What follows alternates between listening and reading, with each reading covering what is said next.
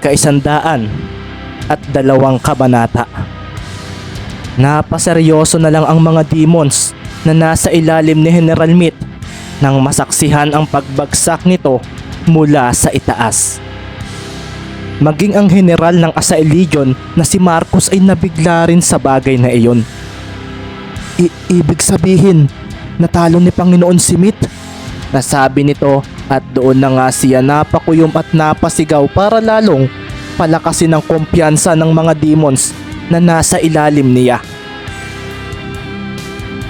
Paanong natalo ang general natin?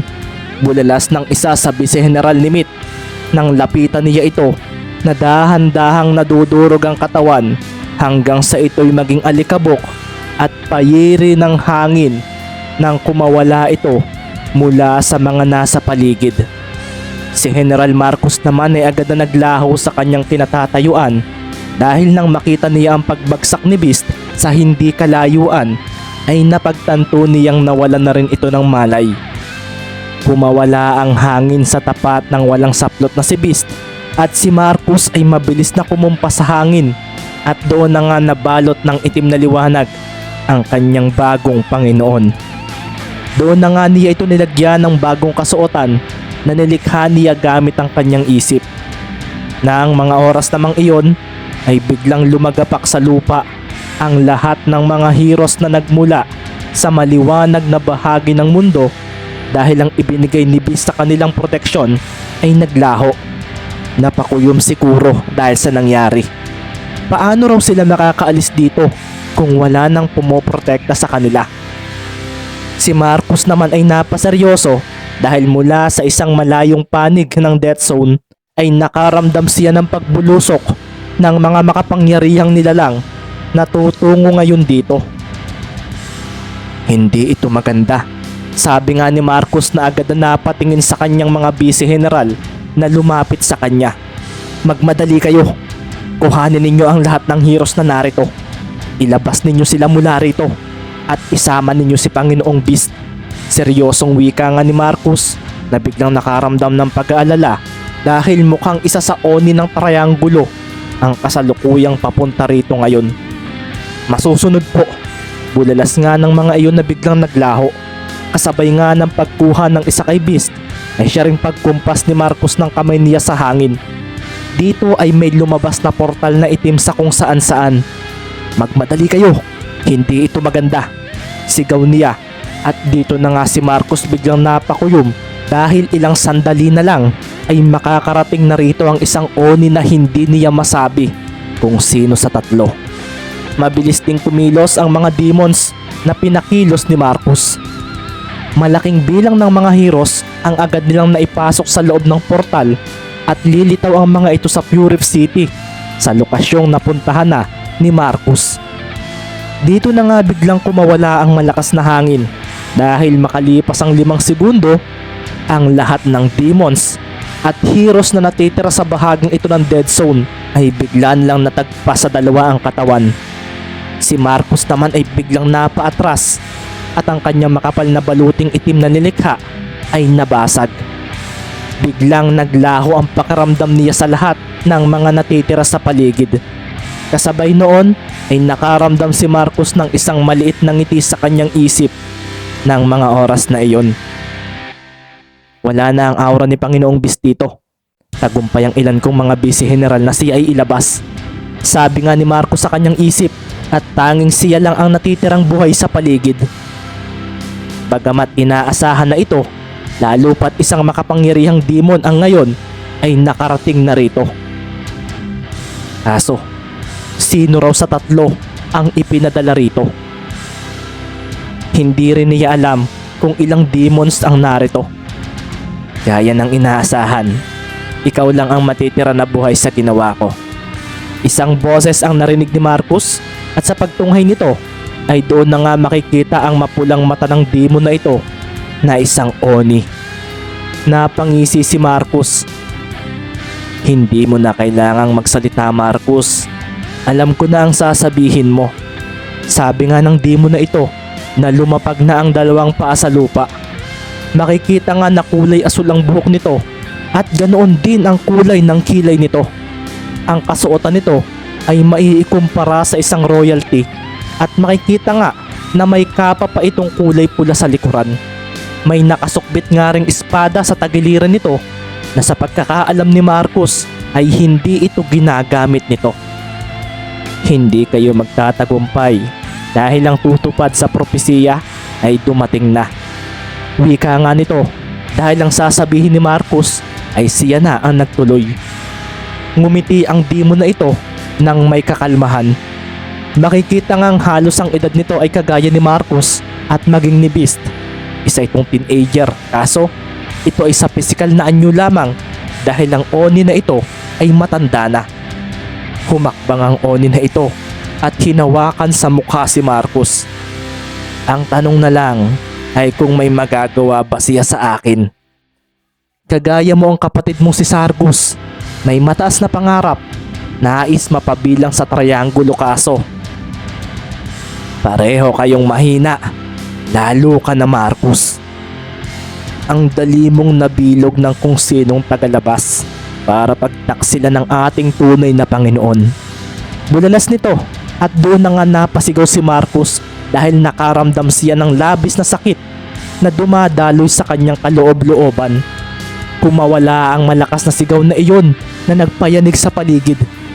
Tinawanan naman siya ng Oni na may asul na buhok, lalo na nang makita niya ang pagluha ni Marcus dahil sa nangyayari rito. Nasaan ang Panginoon mo? Hindi ba wala? Hindi ka kayang protektahan ng Panginoon mong sinasabi. Nakakalungkot lang dahil hindi na kayo magkikita at ang maliit ninyong pagsasama ay makakalimutan na lang ng individual na iyon. Isa ka lang alikabok sa mundong ito at hindi ka nabibilang sa mga piniling maging tunay na makapangyarihan. Bulalas pa ng Oni na itinaas si Marcus habang hawak sa mukha ito. Sumisigaw pa rin si Marcus. Ang kanyang itim na aura ay lumalaban pa rin. Darkfield! Black World! Binulalas pa nga ni Marcus upang subukang makaligtas sa lumiliit niyang tsansa na pagkabuhay mula sa kamay ng isa sa triangulo. Kaso, sa pagkawala ng kanyang pinakawalang bagong dimensyon, ay siya naman pagsabog nito at pagsabog din ng kanyang ulo.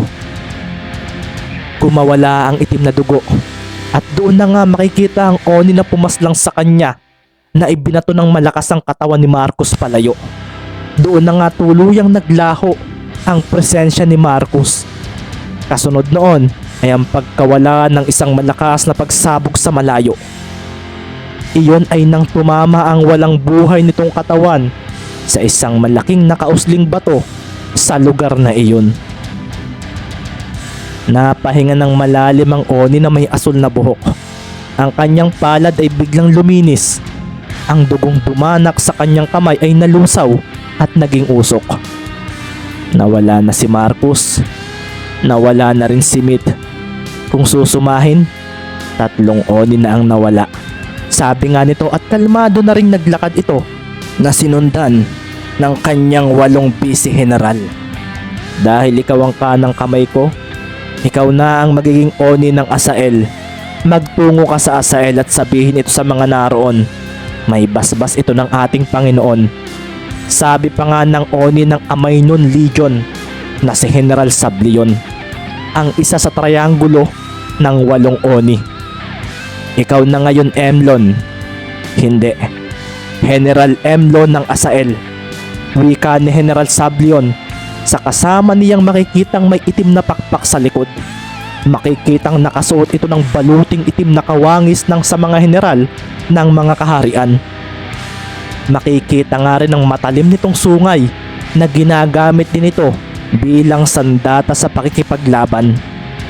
Yumuko si Emlon at nagpasalamat sa kanyang general bilang pagrerekomenda sa kanya bilang isang bagong Oni.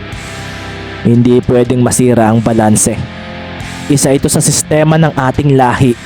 At dahil kabilang ako sa triangulo, kaming 3 ang pipili sa papalit sa mga nabakanteng pwesto. Isa itong batas ng ating Panginoon.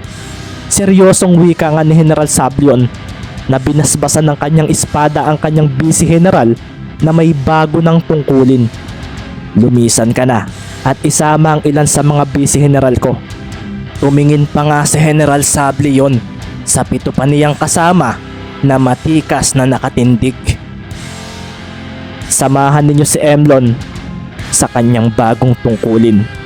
Itinuro nga niya ang 2 sasama sa bagong oni ng Asael at kasunod noon ay ang pagbukad ng itim na pakpak ni Emlon. Naghahanda na nga itong lumipad na sinamahan naman ng kanyang magiging vice general. Automatikong dadaluyan ng kapangyarihan ni Panginoon si Emlon. Hindi namin inaasahang mangyayari ang bagay na ito nakalipas ang ilang dekada. Sabi pa nga ni General Sablion sa isip na napatingin na sa natitira niyang mga vice general. Umalis na tayo. Mahina ang pwersa ng mga tagalabas at pagkakataon nito upang tapusin ang nais nilang simulan. Sabi nga ni General Sablion na biglang kumawala ang itim na aura. Kasunod noon ay ang paglipad nila papunta sa maliwanag na bahagi ng mundo, ang kalahating bahagi nito. Hindi rin inaasahan ng Demon Lord na kasalukuyang nasa silid niya ng mga sandaling ito ang mga pangyayaring ito. Naglaho rin si Myth na masasabi niyang hindi rin mahinang oni. Napakuyom na nga lang siya at dito na nga siya napasigaw sa loob ng kanyang silid na agad na nagpakawala ng malalakas na kidlat mula sa kalangitan sa paligid ng palasyong kanyang tinitirahan. Hindi ito normal na kaganapan kung titingnan. Kailangang sakupin na namin ngayon ang maliwanag na bahagi ng mundong ito. Bulalas ng Demon Lord at doon na nga rin siya napasuntok sa hangin. Muli ngang pumasok sa isip niya ang propesiya, ang isang bagay na maraming taon nang bumagabag sa kanya.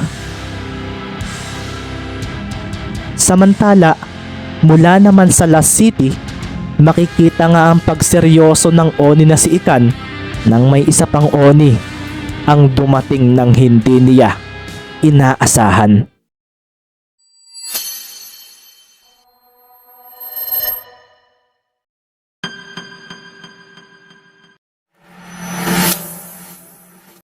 Ika-103 kabanata.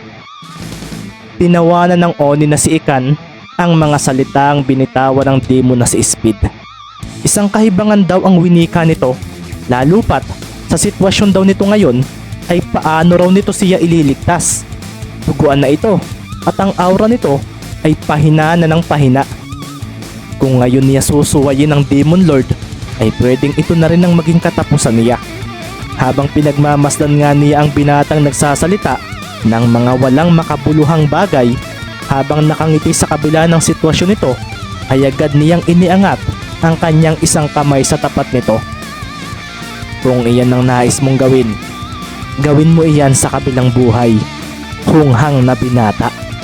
Bulalas ng Oni na si Ikan at doon na nga siya lumikha ng isang bola ng enerhiyang ipantatapos niya sa buhay nito. Hindi ito maganda. Hindi ko maigalaw ang katawan ko. Hindi maganda ang nakikita ko sa hinaharap ko. Nasabi na nga lang ni Speed sa kanyang isip. Sa pagbitaw nga ni Ikan ng pampinaling pantapos ay bigla na lang may tumalong itim at maliit na nilalang sa harapan ni Speed. Wika ng pusang iyon na si Panther at dito na nga rin siya bumulalas ng 3 salita. Full demon form. Doon na nga kumawala ang malakas na itim nitong aura at hinampas ang atake ni Ikan. Isang malakas na pagsabog ang kumawala mula sa bahaging binagsakan ng tirang iyon at ngayon nga ay makikita si Panther na nakausli ang 2 sungay.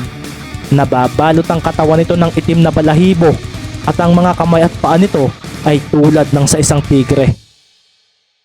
Magpahinga ka lang ng kaunti, Speed, para maibalik mo ang iyong lakas. Kapag kaya mo na, ay doon mo na ako tulungan. May kakayahan kang magpabalik ng lakas mo at kaya mo itong gawin ng mas mabilis sa pangkaraniwan dahil isa kang demon. Sabi nga ni Panther na gamit ang kanyang telepathy. Dito na nga rin makikita ang pagkakaroon nito ng mas mapulang mata at tila mata ng pusa o tigre ang naging itsura nito. Naglaho si Panther at kasabay noon ay ang paglalaho rin ni Speed sa kinatatayuan nito. Kaso napakuyom naman si Ikan dahil buhay pa pala si Panther. Nagkunwari ka lang palang napatay ko. Bulalas nga niya at doon na nga kumawala ang kanyang malakas na itim na aura. Dito nga ay naglaho siya at doon na nga napaseryoso si Panther at ibinato na nga niya ang bitbit niyang si Speed. Mas mabilis sa akin si Ikan pagdating sa ganitong aspeto, sabi nga ni Panther at buong lakas niyang ibinato si Speed sa isang gusaling nasa malayo. Alam niyang naroon ng kanyang mga kasamahan at sa paghabol ni Ikan sa katawan ng binata ay agad niya itong tinawag. Ikan, bumalik ka rito. Bulalas ni Panther at nang tumagos ito sa pandinig ni Ikan ay automatikong lumitaw ito sa harapan niya. Bumalik na ako, sabi nga ni Ikan at ang buhok nito ay gumalaw dahil sa hangin. Kasunod nga noon ay ang biglang pagseryoso ni Panther nang may bumaon na kamao sa kanyang sikmura. Doon na nga siya napabuga ng dugo dahil ang demon na nasa kanyang harapan ay sinuntok siya.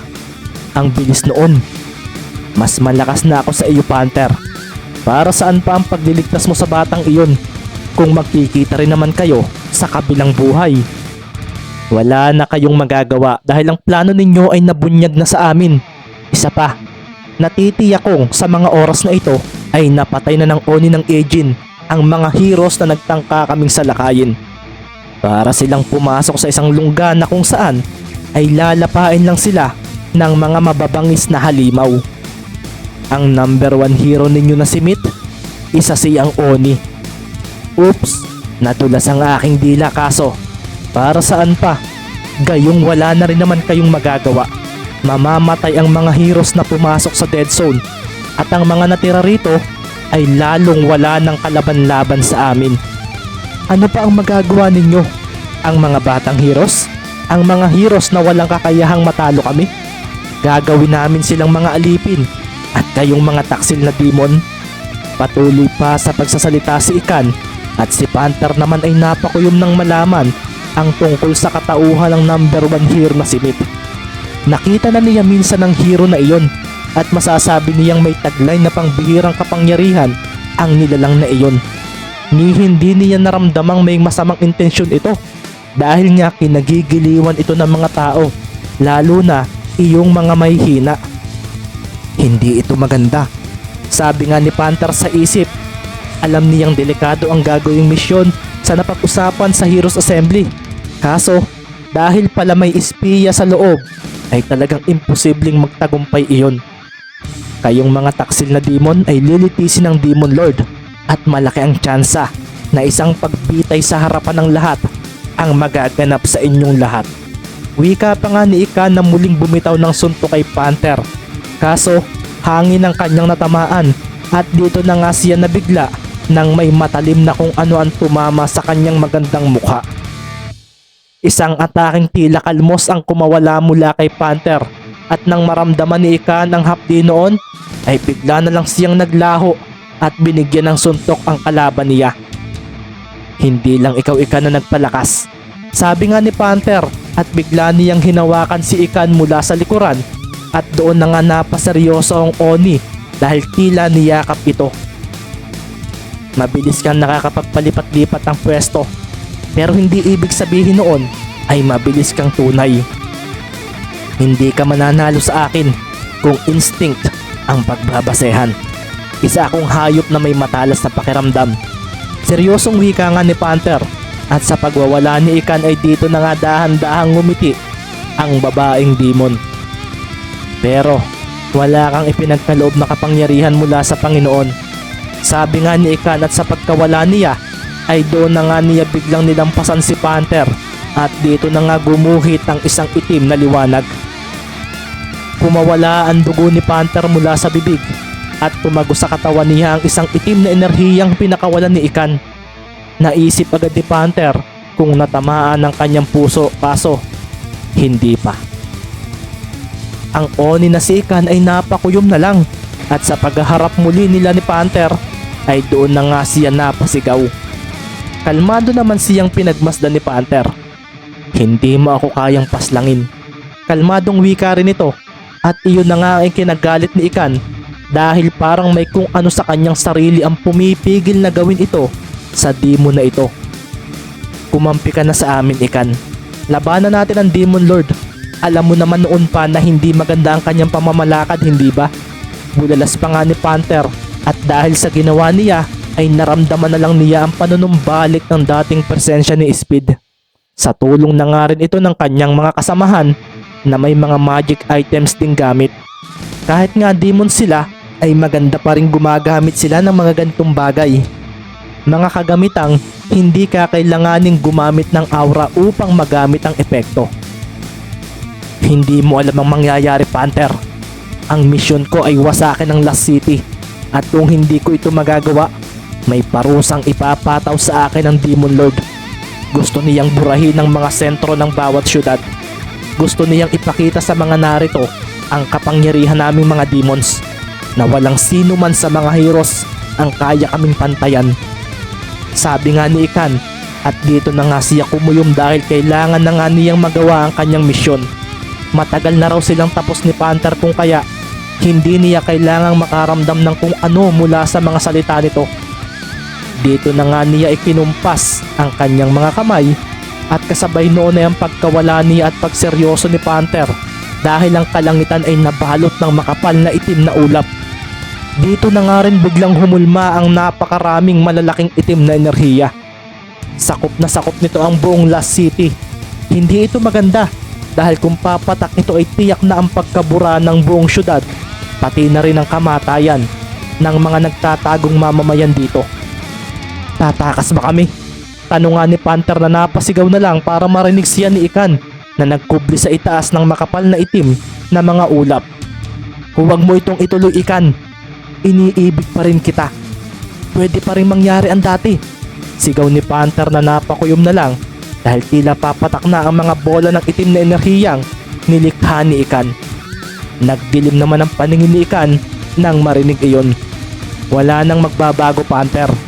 Hindi ko na kayang suwayin ng Demon Lord. Masaya akong marinig iyan mula sa iyo. Sabi nga ni Ikan at dito na nga niya pinakawala ng mga enerhiyang bubura na ng tuluyan sa syudad ng Lost City. May luhang pumatak mula sa mga mata ni Ikan sa pagbitaw niya ng kanyang mga atake. Dito nga sumagi sa isip niya ang pagdedate nila ni Panther noon sa isang magandang isla sa loob ng Dark Triangle. Ang pagtatapat nito sa kanya matapos itong maging general. Magkakaroon tayo ng isang masayang pamilya. Aalis tayo sa Dark Triangle at mamumuhay sa malayo na tulad ng mga taong nasa labas nito. Ilan lang ito sa mga salita ni Panther noon sa kanya na pinaniwalaan niya. Kaso, sa pagsisiwalat ng isang propesiya ay nagbago ang kaganapan sa loob ng Dark Triangle. Nang malaman ng Demon Lord na may papatay sa kanya, ay dito na nagbago ang kanyang ugali. Ang sagradong perlas na itim sa gitna ng Dark Triangle ay kanyang kinuha at doon na nga niya kinuha ang lakas nito upang siya ay maging immortal. Ang kanyang mga anak ay kanyang ikinulong at ang kasal ng kanyang prinsipe ay kanyang ipinahinto na hindi nagtagal ay nauwi sa pagkamatay nito. Gusto ng Demon Lord na putulin ang sunod na henerasyon, kaso hindi ito nangyari dahil sa anak nitong si Prinsesa Riona. Ito ay nang may mga tagalabas ang nakapasok sa Dark Triangle. Walang intensyong masama ang nilalang na iyon, kaso sa hindi niya malamang kwento ay nakilala nito si Prinsesa Riona. Sa pagkakaalala niya ay itinakas nito sa kulungan ng prinsesa. Hindi alam ni Ikan kung paano iyon nangyari at sinasabing ito ay nakalabas na ng Dark Triangle. Kaso, ang katotohanan ay namuhay pala ang dalawa sa isang maliit na isla. Dahil nga inakala ng Demon Lord na nasa labas na ng teritoryo si Riona, ay sa mundo ng mga heroes niya pinapunta ang kanyang mga alagad upang doon makisalamuha. Iyon ang malaking pagkakamali ng Demon Lord, lalo pa nga't nang malaman nito na nasa Dark Triangle pa si Riona ay buntis na pala ito. Nagsilang na ito ng sanggol at huli na ang hukbo ng Demon Lord para mapaslang agad iyon dahil nagkaroon din ng rebellion sa mga demons. Nag-akla si Lucifer at ito rin ang dahilan kung bakit nagulo ang paghanap sa apo ng Demon Lord. Dahil sa pangit na pamumuno ng hari ay gusto nila itong pabagsakin, kaso natalo ang mga ito. Tumakas na Lucifer at nagtago. Pagkatapos noon ay doon na nga kumilos ang Demon Lord at siya na mismo ang gumalaw para wala ng pagkakamaling maganap. Sa pangyayaring iyon ay nagtagumpay itong matonto ng anak niyang si Rayona at ang asawa nito. Iyon na rin ang nagmitsa upang magkaroon ng malakas na pagsabog sa mundo. 14 na taon na ang nakakalipas.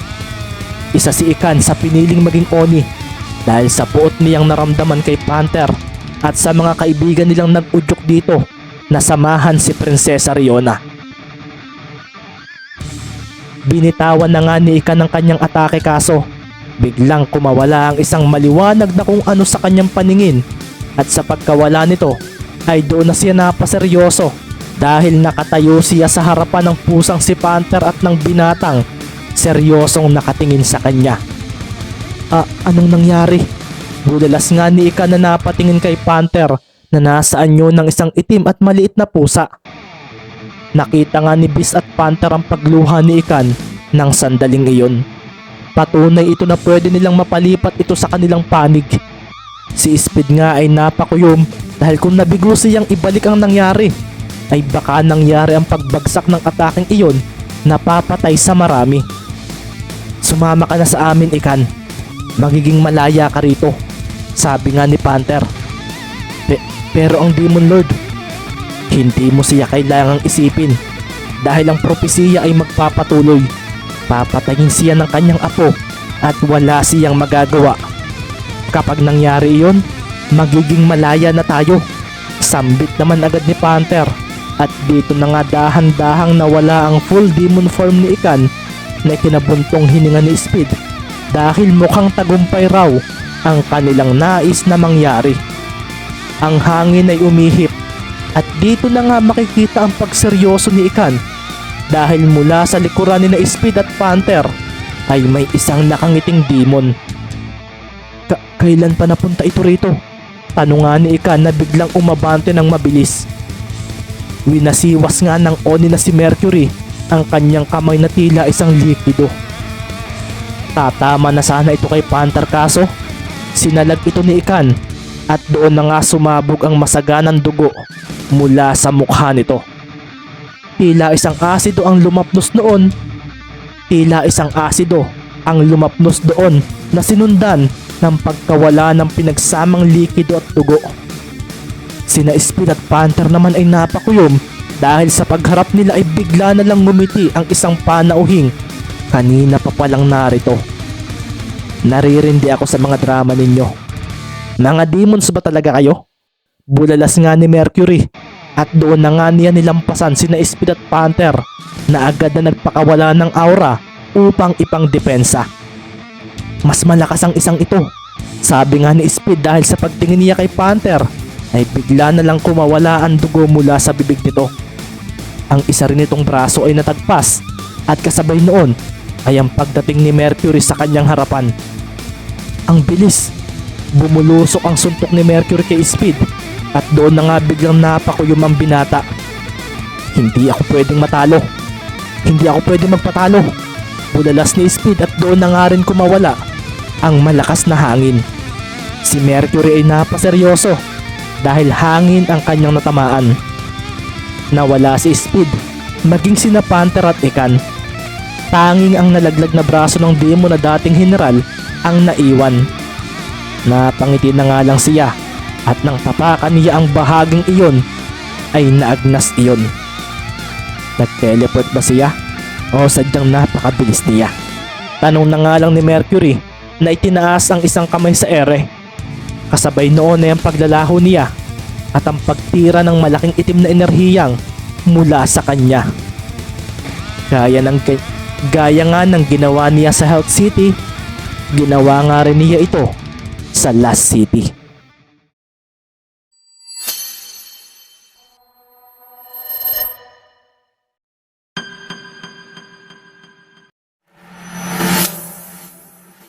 Ika-104 na kabanata. Unang nabura ang Hulk City, ang pinakamalakas na syudad sa 8 kabisera, at sinundan naman ito ng Lost City, ang pinakamaliit na syudad. Ang dalawang pagkawasak ng ito ay nilikha ng isang Oni, ang general ng Samael Legion. Hindi na nga siya naghangad pa na hanapin ang naglahong sina Ikan at ang dalawang kasama nito, sapagkat ang kanyang misyon ay kanya nang nagampanan. Habang lumilipad nga siya, ay makikita nga na nagbibilang siya sa kanyang mga daliri. Iniisip niya kung anong syudad pa kaya ang natitira at malapit dito sa Lost City. Alam naman ni Mercury na ang ilan sa mga kasamahan niya sa Oni ay kumikilos na. Kaso, napaseryoso na nga lang siya dahil biglang nawala ang presensya ni Meat, ang general ng Aegean Legion. May tumalo ba kay Meat? Hindi ba't kasama siya sa ekspedisyon ng mga hero sa Dead Zone? Tanong nga ni Mercury sa kanyang isip. Kasunod nga rin ito ay ang muli niyang pagseryoso dahil ang presensya naman ng Oni ng Asael ang nawala. Bigla nga siyang napalipad ng matulin at nagdesisyon ng bumalik muna sa Dead Zone dahil sa mga hindi niya maipaliwanag na kaganapan sa presensya ng dalawa niyang kasamahan sa 8 Oni. Sa pagkakaalam ko ay nagpunta si Marco sa Purif City upang maghiganti siya sa pagkamatay ng kanyang kapatid na si Sargos, kaso tila yata ang kapalaran nilang dalawa ay iisa. Bumulusok nga ng mas mabilis ang makikitang itim na aura sa kalangitan at sa isang kisap ng mata ay bigla na lang itong gumuhit at pinasok ang isang malaking bulto ng itim at makakapal na mga ulap. Ang natitirang 6 na malalaking syudad sa mundo ay agad na nagsialisan ang mga naninirahan dito. Sa Tech City nga, ang pinakamodernong syudad sa 8 ay tila naging isang ghost town matapos mabalitaan ang nangyari sa Hulk City. Maging ang ilan sa mga heroes na nagro-ronda rito ay napilitan na ring lumikas nang ang Lost City na pinakamalapit sila ay naglaho na rin sa mapa dahil sa isang demon. Sa mga airports at pier nga ng Tech City ay makikita ang pag-aalisan ng ilang mga eroplano at mga barko. May ilang high-tech submarines din nga ang makikitang lumubog sa dagat. Sakay nga rito ang mga mayayamang tao ng syudad at sila ay pupunta sa isang lihim na pasilidad na nasa ilalim ng karagatan na pinagawa nila sa mga magagaling na arkitekto at inhenyero ng syudad. Nang mga sandaling iyon, sa itaas nga ng isang tower na pinagmumula ng signal ng syudad, makikita nga ang isang individual na nakaupo at may suot na helmet, at ang pangkatawan naman itong kasuotan ay isang makintab na silver ang telang may disenyong pula sa mga parte ng kanyang braso at tuhod. Sa tabi nga ng kanyang baywang ay may nakasukbit na isang maliit na baril na patilos ang dulo at may metal na bilog ang naroon. Pinindot nga niya ang isang buton sa may tainga ng kanyang suot na helmet. Sa vision nga ng individual na iyon ay biglang may lumabas na crosshair at gumalaw ito papunta sa kalangitan na dahan-dahang dumidilim dahil sa makapal na ulap. Mukhang ito na ang sinasabi nilang demons na aatake at wawasak sa 8 syudad. Wika nga nito na may kausap na nagmumula sa kung saan na narito rin sa sentro ng Tech City. Nakahanda na ang mga malalakas nating armas. Hindi lang kapangyarihan ang ating gagamitin para labanan ang sino mang demons na lalabas sa syudad natin. Sa ganitong paraan na hindi natin agad magagamit ang ating aura. Dagdag pa nga ng boses na nagmumula sa helmet ng individual. Clear na captain ng buong Tech City. Wala na ni isang sibilyan. Sabi naman ng isang boses babae mula rin sa helmet ng individual na ito. Tumango ang individual at tumayo. Nararamdaman na niya ang papalapit na mga demons. Ang kanyang sensor ay binibilang ang mga ito na batid niyang lilitaw sa maiitim na ulap na dahan-dahang bumabalot sa itaas. Tech City Heroes, ihanda na ninyo ang mga high-tech nating armas. Ito ang oras para iparamdam sa mga kalaban na hindi lang kapangyarihan at magic items ang pwede nating magamit sa pakikipaglaban.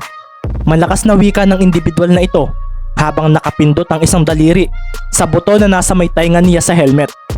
Ang aura nila ay nagtatago at ang pinakamalakas na hero ng Tech City ang nanguna sa paghahandang ito nang ang mga demons ay mapatotohanan sa Heroes Assembly. Kumislap ang itim na mata ng helmet nang humanda ang number 4 sa Heroes Rankings na si Technology Man. Kumawala naman ang tunog ng malalaking kampana mula sa mga matataas na templo sa Ancient City. Ang tunog ng malalaking trompeta ay ganoon din. Isa itong senyales na ang mga kalaban ay papalapit na sa syudad na kung saan dito naninirahan ng mga tribo ng mundo na nagtataglay ng mga sinaunang kapangyarihan. Walang magagandang kasuotan ng mga naninirahan dito dahil masaya na sila sa kanilang tradisyonal na damit na hinabi mula sa mga dahon, sa mga puno at sa mga mineral na nakukuha nila sa mga kabundukan.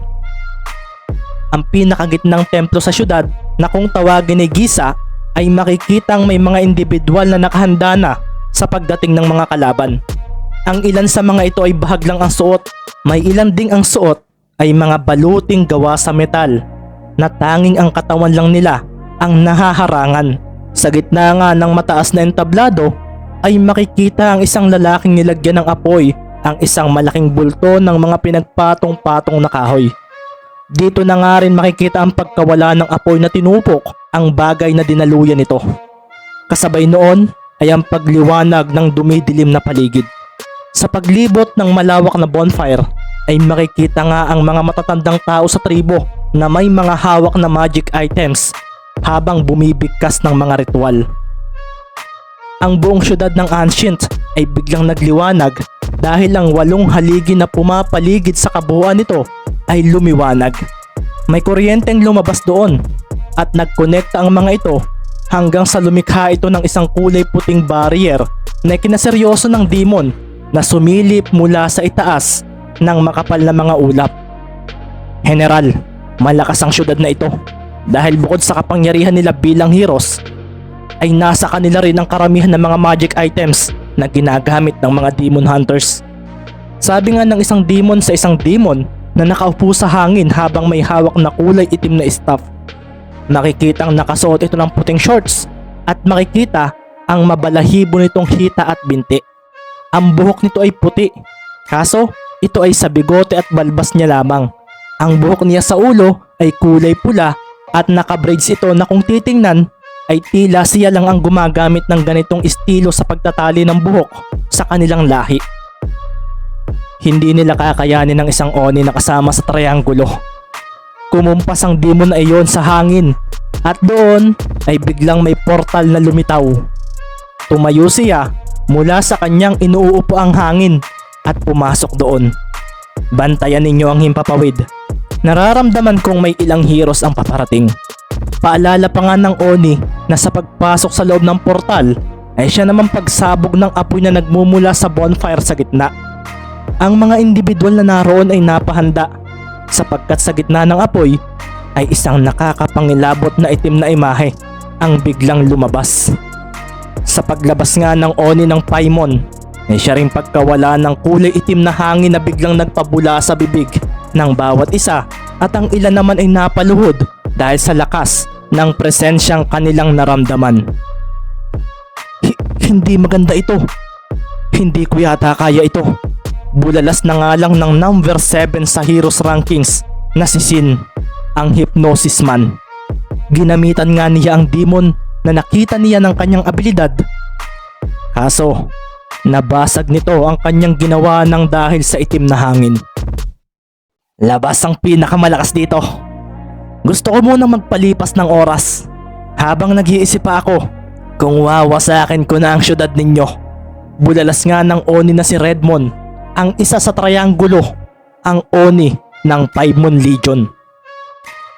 Nang mga oras ngang iyon, mula naman sa Mayan City, isang syudad sa arkipelago ng bansang Indo, ay isang malakas na pagyanig sa buong bansa ang naramdaman ng mga naninirahan dito.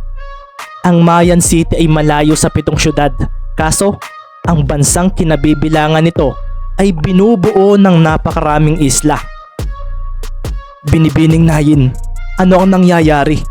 Bulalas nga ng isang hero sa number 8 sa Heroes Rankings na si Nayin Sakura, ang Kicker Woman. Napakuyom nga ang hero na nakasuot ng pulang damit at ang kanyang pamaypay ay nahigpitan niya ng pagkakakapit dahil ang daloy ng komunikasyon sa buong bansa ay naputol. Dahil sa malakas na lindol ay nagkaroon ng malalaking alon na hindi nagtagal ay naging tsunami na agad na tumama sa mga islang nakapaligid sa Mayan City. Wala akong ibang masasabi kundi ang ihanda ninyo ang mga sarili ninyo. Posibleng isang demon ang may gawa ng lindol na ito. Seryosong wika nga ni Nayin at sa labas ng dagat ng Mayan City ay bigla nilang sumabog ang tubig doon dahil isang bulkan sa ilalim ang pumutok. Nagliparan ang mga ibon mula sa Tree City nang biglang nagdilim ang kalangitan. Nabalot nga ng maitim at makapal na ulap ang buong syudad na ikinaalarma ng mga heroes na narito ngayon. Tapos na ang paglikas ng lahat, ama. Sabi nga ni Nara Scarlet sa ama niyang si Ruth na napaseryoso dahil alam niyang isang bagay ang pwedeng sumira sa buong syudad. Ni minsan ay hindi dumidilim ng ganito ang kalangitan sa Tree City. Tamang ulap lamang para sa ulan ang nararanasan dito 14 na taon na ang nakakaraan. Ito rin ang syudad na ni minsan ay hindi nabagsakan ng kidlat. Wala ring bulkan sa bansa at kahit sa kalapit bansa nito. Napakuyom si Ruth Scarlet at napasigaw siya ng malakas sapagkat alam ng demons na lulusob sa kanila ang kahinaan ng syudad ng Tree. Sa oras na may sunog na magsimula sa alinmang lugar, madadamay nito ang buong kagubatan at posibleng matupok ito at wala silang magagawa para apulahin ito. Nagliwanag ang mga maiitim na ulap sa buong Tree City at pagkatapos noon, dito na nga pumagsak ang napakaraming kidlat na nagpasabog sa kung saan saan at lumikha ng mga apoy na ikinakuyom ni Ruth Scarlet. Sa pinakamasigla at hindi naman natutulog na syudad ng West City, ang paboritong city ng mga heroes dahil narito ang mga magagandang beaches, ang mga club, ang mga rest houses na libre nilang nagagamit. Sa mga oras na ito, sa kabila nga ng mga nagaganap sa iba't ibang syudad sa mundo, ay narito ang ilang mga heroes at nagsasaya. Wala nga silang kamalay-malay na hindi lang heroes ang kasama nila rito na nag-e-enjoy. Maging ang mga demons din ay matagal nang bumibisita at bumabalik dito. May mga amusement parks din dito at sa kabila ng dami ng tao ngayon ay makikita rin ang malaking bilang ng mga hero sa labasan at himpapawid ng buong syudad. Sila ang alerto sa mga oras na ito at pakiramdam naman nila ay parang walang pag-ataking magaganap dito ngayon. Ang hindi kabilang sa syudad na ating wawasakin. Sige, magpakasaya kayo mga busy general ko. Bulalas naman ang isang lalaking walang pantaas sa kanyang isip at makikita ang matipunong katawan nito. Naka-boxer shorts lang ito at makikita nga ang isang kamay nito na may hawak na bote ng alak.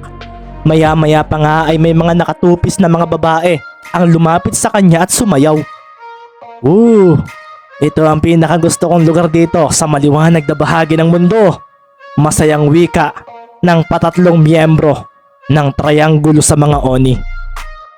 Ang Oni ng Mahasael Legion, ang Oni na si Ekto, ang manipulator. Sa isang malayong isla mula sa Purif City napadpad ang lahat ng mga heroes at demons na nagmula sa Dead Zone. Agad na napaseryoso si Sir Kuro at Engris nang makahinga sila ng maayos. Kasabay rin ito ay ang pag-alalay sa kanila ng mga demons na pinagaling sila. Nakaligtas tayo, Sir Kuro. Sabi nga ni Engris na biglang naalala si Mid. Ano man ang nangyari sa Dead Zone, isa lang ang masasabi ko. Hindi natin kayang talunin ng mga demons sa estadong mayroon tayo ngayon. Seryosong wika nga ni Kuro na agad na napangiti nang makitang ang anak niyang si Helio ay kasama rin sa mga nakabalik. Sa isang bahagi naman ng lugar ay makikita ang pagtayo ng binatang si Beast na agad na nanumbalik ang lakas dahil sa isang demon ni Marcus. Ang isa sa busy general nito na may mukha ng unggoy. May mga demons na papunta sa Purif City. Ito nga ang unang mga salita na lumabas mula sa bibig ni Beast na ikinaseryoso ng lahat ng naroon. Mula naman sa Purif City ay makikita ang pagkuyom ni Speed nang lumitaw siya sa paaralan. Dito sila napunta dahil sa isang aksidenteng teleportation na kanyang ginawa. Si Panther naman, na wala na ang isang braso at ikan, ay walang malay at sa pagtingin niya sa mga ito para gawa ng paraan ang panunumbalik ng lakas, ay siya ring pagpintig ng kanyang katawan dahil nakaramdam siya ng isang malakas na presensya mula sa hindi kalayuan. Hindi, mula na pala sa tabi niya. Dahil ang general ng Amainon Legion ay seryoso siyang pinagmamasdan na tila may isang mukha ng isang nilalang na nagmula sa nakaraan nito ang kanyang nakita.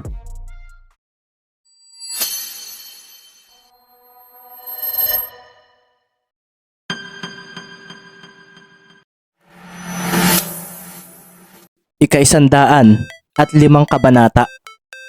Agad na nilapitan ni Engris ang isa sa mga heroes na nakaligtas sa Dead Zone. Ito nga ay si Herald, isang malakas ding hero at kahit wala ito sa top rankings ay isa ang abilidad nito na madalas nilang ginagamit sa Heroes Assembly upang maipadala sa lahat ng bansa, sa lahat ng mga heroes, ang mga mahalagang mensahe ng mabilisan. Kakaiba ang abilidad ni Herald kung ikukumpara sa maraming heroes na pang-opensa ang kakayahan. Mabutit na kasama ka sa nakabalik. Isang malaking pagkakamali ang nagawa natin at isa talagang patibong ang nangyaring iyon. Sabi nga ni Engris sa lalaking nakasuot ng salamin sa mata at makikita nga sa balikat nito ang isang kulay puti na ibon na hindi naman loro pero may pagkakahawig dito. Akala ko ay kamatayan ko na kanina. Pero ano ang magagawa natin, Engris? Ikaw na ngayon ang pinakamalakas na hero at ikaw na ang magiging number 1 sa rankings. Sabi nga ni Herald na makikitang wasak ang pangitaas at gula-gulanit ang maong na pantalong suot. Pasimple nga rin niyang hinaplos ang ulo ng ibon na nakahapon sa kanyang balikat ng mga oras na iyon. Napatingin naman si Engris sa tagiliran niya kung nasaan ang espada niyang wala ng talim. Hindi ko yan iniisip. Isa pa, ano pa ang silbi ko kung ako ang number 1 hero? Ni wala akong nagawa laban kay Meat o sa mga demons na kasama niya. Sabi nga ni Engris na napakuyom at napatingin sa paligid. Nakikita niyang may mga kasama rin silang mga demons at hindi pa rin buo ang kumpiyansa niya sa mga ito kahit pa ito ang dahilan kung bakit sila nakaligtas. Sa ngayon, Herald, gusto kong malaman ng lahat ang resulta ng pagpunta sa Dead Zone, ang tunay na katauhan ni Meat at ang nangyari sa ating lahat. Seryosong wika nga ni Engris na napatingin sa binatang nagngangalang Beast na ngayon ay kasama ni Kuro Manchester. Sige, gagawin ko na iyan ngayon. Sabi nga ni Herald at ang kanyang aura ay biglang lumabas. Kulay pula ito at ang ibon na nasa balikat niya ay lumipad sa ere at doon na nga ito humuni ng malakas. Mahina iyon kung papakinggan, pero ang sound wave sa hangin ay kumayap. Naglalaman ito ng mensahe na kakalat sa buong mundo na tatagos sa pandinig ng lahat. Ang abilidad ni Herald na ito ay isang pambihirang kakayahan at isa siyang asset sa Heroes Assembly. Ang kanyang kapangyarihan ay tinatawag niyang Magic Communication. Hindi alam ni Herald kung ito nga ba talaga ang kanyang kakayahan, pero siya mismo ang nagbigay ng pangalan dito. Bigla na lang niya itong nadiskubre nang siya ay mag-aaral sa isang paaralan sa Ancient City. Ang kanyang ibon na alaga naman ay ang kanyang naging instrumento kung paano ito kumalat sa hangin. Walang malinaw na paliwanag dito ang mga ekspertong mga heroes na nagmula sa Tech City. Siguro, kailangan din natin, Engris, ang tulong ng mga magic items na nasa Ancient City. Dagdag pa nga ni Herald at tumango naman si Engris. Sa mensaheng ginawa ni Herald ay gusto rin ni Engris na tawagin ang lahat ng bayani sa mundo para maghanda ng tunay. Napatingin nga si Engris kay Kuro at sinabi nito sa kanya na kailangan nilang magpunta sa Ancient City para sa mga bagay na makakatulong sa kanilang labanan ang mga demons. Iyon ay kung hindi pa huli ang lahat. Tila winawasak ng mga demons ang mga syudad para sirain ang pundasyon ng ating kapangyarihan dito sa mundo. Ito nga ang sabi sa kanya ni Kuro kanina nang sila ay mag-usap. Nang mga sandali nga ring iyon, si Beast nga ay may naramdamang demon sa Purif City. Gusto niyang pumunta roon kaso dumating si Sir Kuro at inalam kung ano ang kanyang nararamdaman. Nang sabihin niyang may demons na pupunta sa Purif City ay agad siya nitong pinigilan sa pagpunta roon. Wala nang mga sibilyan sa Purif City. Inabandona na ito. At kung may ilang heroes man na naroon ngayon ay alam na nilang kailangan na nilang umalis. Nakapagpadala na ako ng mensahe kay Freya at sigurado akong wala na ang mga heroes na naroon ngayon. Sabi nga ni Kuro Manchester na ikinatango naman ni Beast.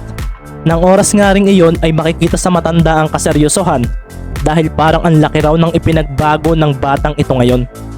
May emosyon na ito at tila ngayon lang din niya napagtanto na hindi lang si Speed ang kahawig ni Xavier dahil maging ang batang ito rin daw.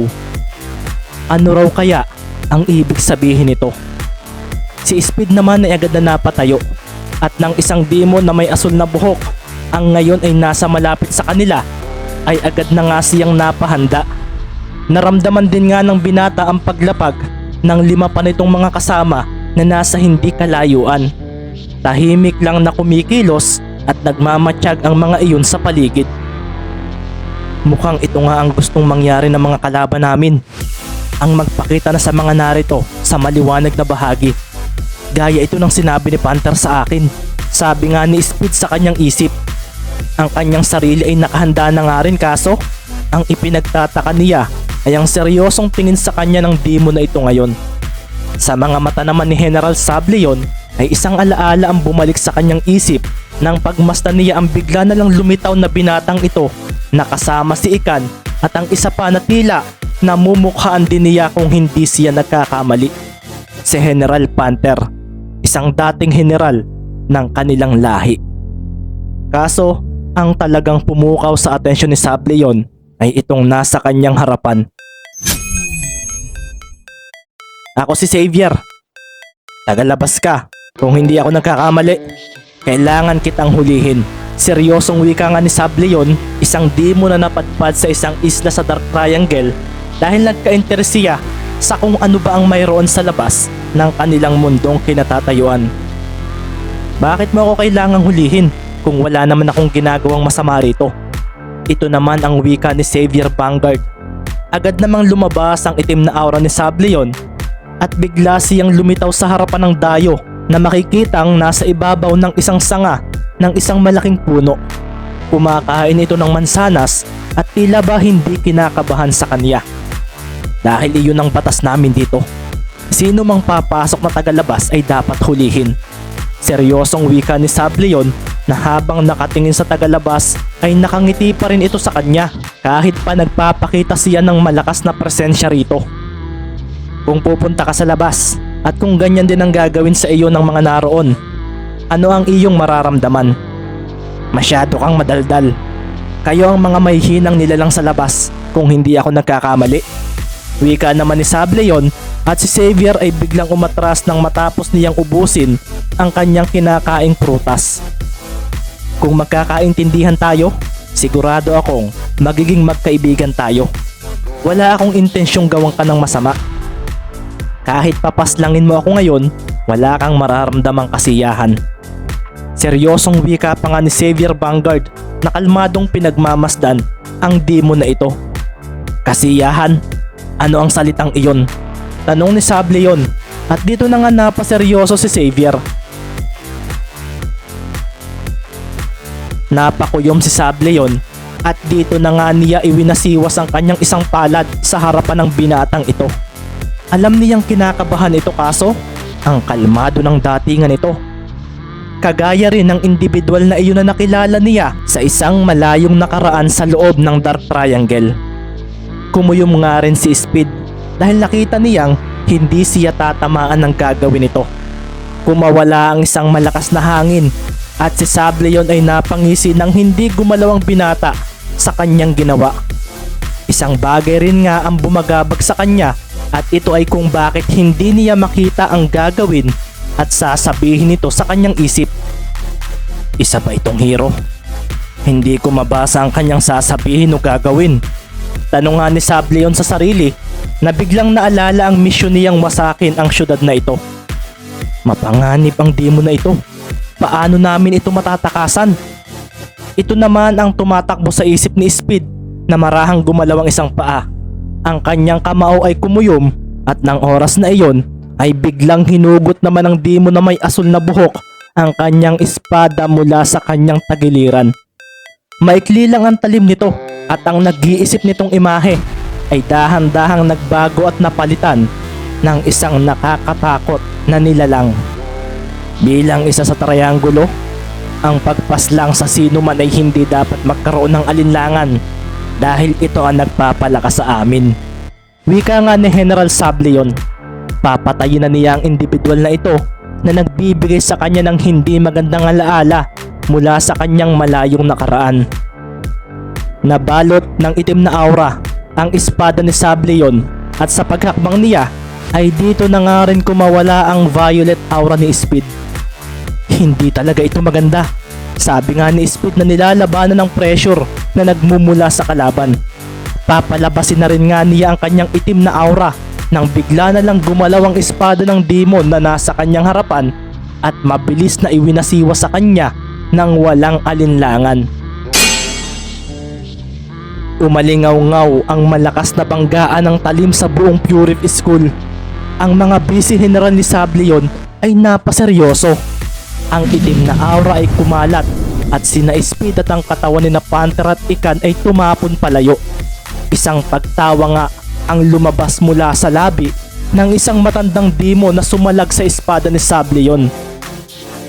Ang kaliwang kamay ng demon na ito ang may hawak sa espada nitong ang talim ay kagaya ng numero 8 kung pagmamasdan.